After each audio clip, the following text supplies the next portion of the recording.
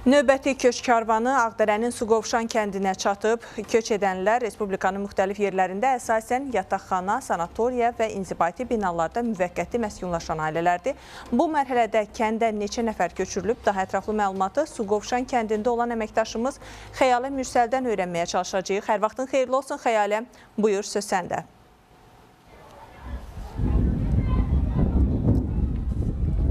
Salam dostlar, hər vaxtınız xeyir. Bəli, biz bugün Suqovuşandayıq, yaşayış məhəlləsində. Yaşayış məhəlləsinin önündə görürsünüz, onlarla yük avtomobili dayanıb növbə gözləyir. Növbə gözləmələrinin səbəbi ondan ibarətdir ki, həmin avtomobillərdə bura bugün növbəti köçün deməli yükləri yerləşir. Sakinlər gəliblər öz açarlarını təhvil götürmək üçün.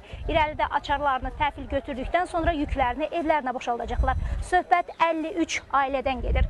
Qarşıda biraz tünlük görürsünüz, həmin tünlükdə yerləşir insanlar növbə gözləyirlər ki, açarlarını təhvil götürsünlər. Deməli, bir neçə gün öncə, keçən həftədə daha 53 ailə Suqovuşana köçürülmüşdü. Ondan qabaq mart ayının deməli Novruzun son çərşənbəsində isə daha 20 ailə köçürülmüşdü. Bununla da deməli Suqovuşan qəsəbəsinə köçürülən ailələrin sayı 126-ya çatıb ki, bu da 413 nəfər deməkdir. Deməli Suqovuşanda bütün infrastruktur qurulub, məscid tikilib, məktəb var. Kiçik su elektrik stansiyaları var.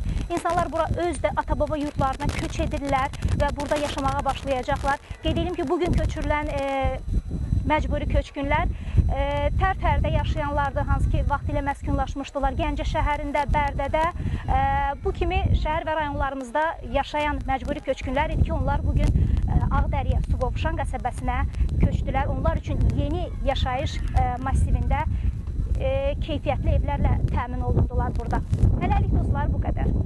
Təşəkkürlər Xəyalə. Xatırladım ki, bizimlə bağlantıda əməkdaşımız Xəyalə Mürsəl idi.